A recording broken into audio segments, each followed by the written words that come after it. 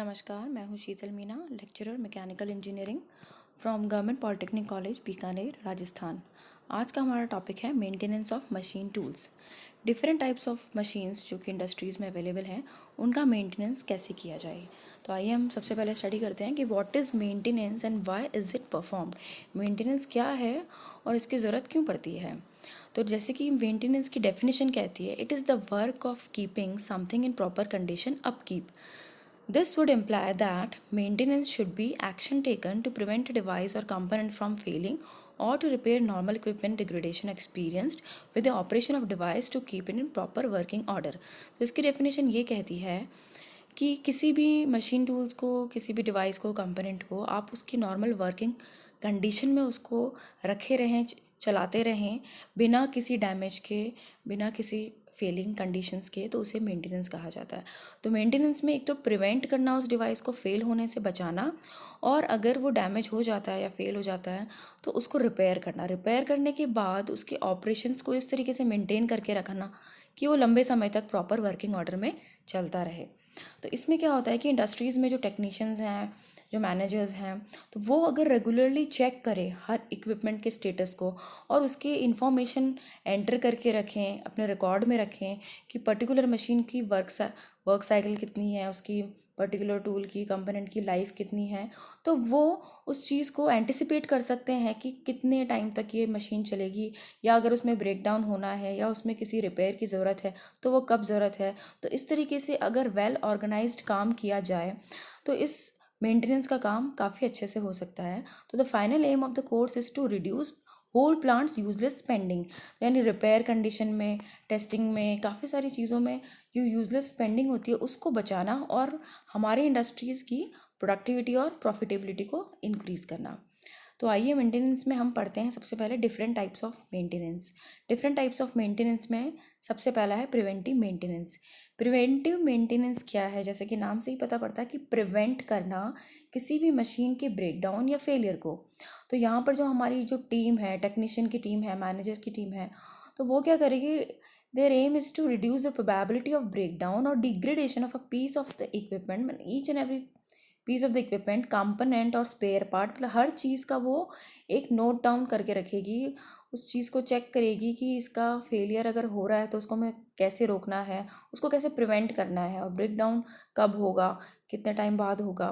तो in order to implement such maintenance team have to take the parts history. तो यानी को उस पार्ट की हिस्ट्री को पूरी तरीके से स्टडी करना होता है। They have to take into consideration and keep track of the past failures, यानी कि पहले कब कब फेलियर्स हुए हैं, कब कौन सा डैमेज हुआ है, उन सब चीज़ों का रिकॉर्ड रखना है। And they are therefore able to identify the time ranges during which a piece of equipment might break down. तो कब तक वो इक्विपमेंट ब्रेक डाउन हो सकता है, या हम उसको उसके ब्रेक डाउन होने से, उसके फेलियर होने से उसको रोक सकें, तो उसके लिए जो भी कार्य किया जाता है वो सब प्रिवेंटिव मेंटेनेंस के अंदर आता है। यानी कि कोई भी फेलियर होना मशीन का, उसको पहले से रोकने के जो उपाय किए जाते हैं, जो कोशिश की जाती है, वो सारी प्रिवेंटिव मेंटेनेंस के अंदर आती है। तो हम उसके एडवांटेजेस देख सकते हैं। तो सबसे पहला तो ये है कि it is a very cost effective, यानी पहले ही अगर हम प्रिवेंटिव मेजर ले लेते हैं तो बाद में हमें उस डैमेज को रिपेयर करने में या उस फॉल्ट को ठीक करने में या कुछ चेंजेस करने में कॉस्ट नहीं लगेगी। तो flexibility allows for the adjustment of maintenance periodicity. Component की लाइफ साइकिल इससे बढ़ती है, एनर्जी सेव होती है, और रिड्यूस्ड इक्विपमेंट और process failure, estimated 12% to 18% cost saving हो सकती है दूसरे करेक्टिव मेंटेनेंस प्रोग्राम के अकॉर्डिंगली। देन डिसएडवांटेजेस में आप देखेंगे कि catastrophic failure still likely to, कभी कभी प्रिवेंटिव मेजर्स लेने के बावजूद भी फेलियर्स हो सकते हैं। लेबर इंटेंसिव रहता है, यानी लेबर की ज़्यादा ज़रूरत पड़ती है। Includes performance of unneeded maintenance, मतलब टाइम टू टाइम इसकी मेंटेनेंस की ज़्यादा ज़रूरत पड़ती है। Potential for incidental damage to components in conducting unneed maintenance, यानी टाइम टू टाइम हमें काफ़ी सारे एक्शन लेने पड़ते हैं इसमें।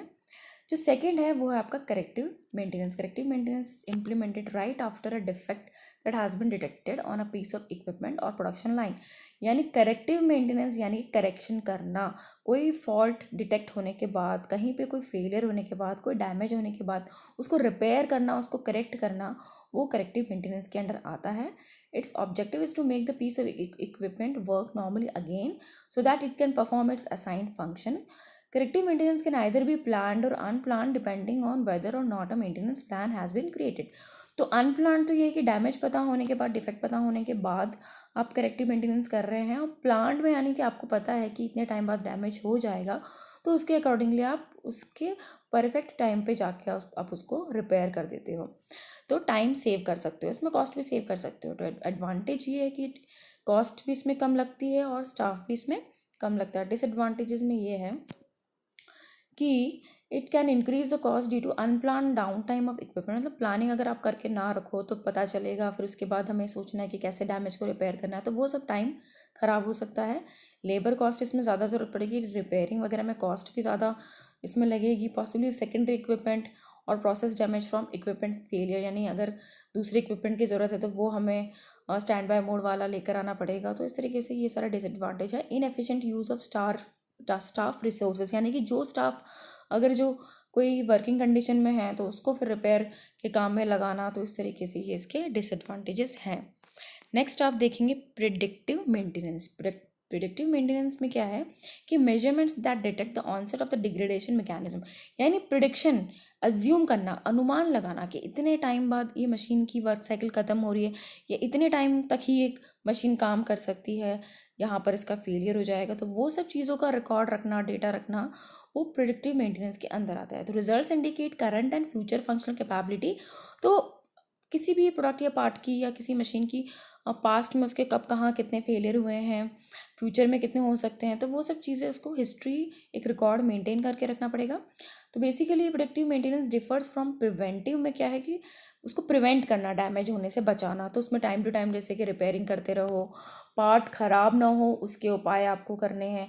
प्रिडिक्टिव में भी क्या है कि it differs from the preventive by basing maintenance need on the actual condition of the machine rather than on some preset schedule, यानी एक्चुअल जो कंडीशन है मशीन की उसके अकॉर्डिंगली प्रिडिक्टिव मेंटेनेंस काम करता है। और प्रिवेंटिव में हम सोचते हैं कि ये फॉल्ट भी हो सकता है तो उसके लिए हमें क्या करना है, और आगे चल के क्या हो सकता है तो उसके लिए हमें क्या करना है।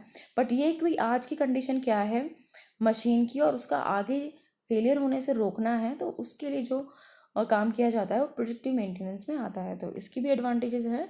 तो ये कंपोनेंट की लाइफ को इम्प्रूव करती है। करेक्टिव एक्शन आप करेक्ट टाइम पे ले सकते हो। Decrease the process down time, यानी कि बाद में जो प्रोसेसिंग टाइम लगेगा उसको आप कम कर सकते हो, कॉस्ट कम कर सकते हो।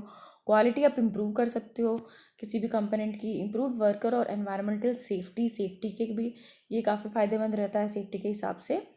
तो वर्कर के मोरल को इम्प्रूव करता है, एनर्जी सेव होती है, और 8 से 12% जो है ये कॉस्ट सेव करता है। देन डिसएडवांटेज में जो ये है कि it increase investment in diagnostic equipment, increase investment in staff training, saving potentials not readily seen by management. तो इस तरीके से ये आपको सेव करता है। नेक्स्ट जो है reliability centred maintenance. Reliability centred maintenance में क्या है कि इसमें a process is use to determine the maintenance requirement of any physical asset in its operating context, यानी कि ये एक ऐसा प्रोसेस है, हमें ऐसे कार्य करने हैं कि हम उसके पूरे प्रोसेस को चेक कर सकें कि ये इस पर्टिकुलर जो मशीन है उसकी पूरी ऑपरेटिंग कंडीशन को हम उसको चेक कर रहे हैं। तो ये एक तरीके का रिलायबिलिटी सेंटर्ड मशीन है। तो किस किस तरीके की मेंटेनेंस रिक्वायरमेंट की ज़रूरत पड़ेगी स्टार्टिंग से लेकर एंड तक मशीन की लाइफ में, तो उसके ऊपर काम करने को हम आरसीएम कहते हैं। आरसीएम इज़ हाईली रिलायंट और on productive maintenance but also recognises that maintenance activities on equipment that is in expensive और unimportant to facility reliability may best be left to reactive. तो यहाँ पर क्या है कि आरसीएम क्या करती है कि जिन इक्विपमेंट में हमें टाइम बर्बाद नहीं करना है, या जो इक्विपमेंट जो है उसके पर्टिकुलर टाइम लिमिट के बाद वो फेल होने ही है, उन पर काम नहीं करना है। तो हमें देखना है कि कौन से इक्विपमेंट ऐसे हैं जिनकी हम लाइफ इम्प्रूव कर सकते हैं, इंक्रीज़ कर सकते हैं, तो उस पर काम करना है। तो कॉस्ट कटिंग भी हमें देखनी है। तो एडवांटेजेस में ये है कि ये मोर एफिशिएंट प्रोग्राम रहेगा एक तरीके से। Then lower cost by eliminating unnecessary maintenance, minimise frequency of overhaul, reduce probability of sudden equipment failure होने से बचाता है। Then able to focus maintenance activities on critical components, जो मेन इंपॉर्टेंट पार्ट्स है उस पर फोकस करना है हमें। कंपोनेंट की रिलायबिलिटी को इम्प्रूव करना है। रूट कॉज एनालिसिस, यानी कि पता लगाना है कि क्या इसका रूट कॉज हो सकता है। और डिसएडवांटेजेस में क्या है कि it can have significant startup cost, training, equipment, तो इन सब चीज़ों की ज़रूरत पड़ेगी क्योंकि हमें शेड्यूल बनाना है पूरा मेंटेनेंस का time to time. Saving potential not readily seen by management, तो लेबर की भी इसमें ज़रूरत पड़ सकती है। List of some basic steps that will help to get moving down this path, यानी कि मेंटेनेंस प्रोग्राम में आपको किस तरीके से स्टेप्स फॉलो करने हैं। तो वो ये है कि सबसे पहले हमें master equipment, we have to develop a equipment list identifying the equipment in a facility, यानी कि किसी भी पर्टिकुलर इंडस्ट्री में पहले आपको लिस्ट ऑफ इक्विपमेंट तैयार करना है। देन उसमें प्रायोरिटी आपको डिसाइड करनी है कि कौन कौन से इक्विपमेंट इंपॉर्टेंट है।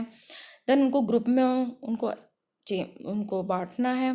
Then determine the type and number of maintenance activities, कितने नंबर ऑफ एक्टिविटीज़ की ज़रूरत है, कितने टाइम के बाद ज़रूरत है, वो देखना है आपको। देन टेक्निकल मैनुअल्स पे ध्यान देना है, मशीन की हिस्ट्री पे आपको पूरा ध्यान देना है।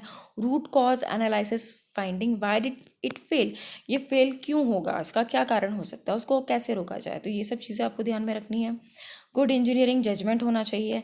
Access the size of maintenance staff की साइज उसकी पर्टिकुलरली होनी चाहिए। Identify task that may be perform by operation maintenance personnel, कौन कौन से टास्क किसके द्वारा किए जाएंगे वो आइडेंटिफाई करना। Then analyse equipment failure modes and effects, उसके क्या इफेक्ट होंगे, उसके किस टाइप का फेलियर होगा, उसको हमें कैसे रिपेयर करना है। Then identify effective maintenance task और मिटिगेशन स्ट्रैटेजीज, तो यहाँ पर हमें ये लास्टली ये आइडेंटिफाई करना है कि कौन से मेंटेनेंस टास्क करने हैं और कितने इफेक्टिवली भी होने चाहिए और हमारे स्ट्रैटेजी के अकॉर्डिंगली हो रहे हैं कि नहीं हो रहे हैं। तो इस तरीके से डिफरेंट टाइप्स ऑफ मशीन्स जो कि इंडस्ट्रीज़ में अवेलेबल हैं, उनकी टाइम टू टाइम मेंटेनेंस करना काफ़ी ज़रूरी है, जिससे कि हमारा जो मशीन है वो प्रॉपरली वर्क करता है, लंबे समय तक वर्क करता है, प्रोडक्टिविटी भी उसकी इंक्रीज़ होती है और साथ ही साथ कॉस्ट कटिंग भी रहती है। तो इस तरीके से मेंटेनेंस वर्क काफ़ी ज़रूरी है। धन्यवाद।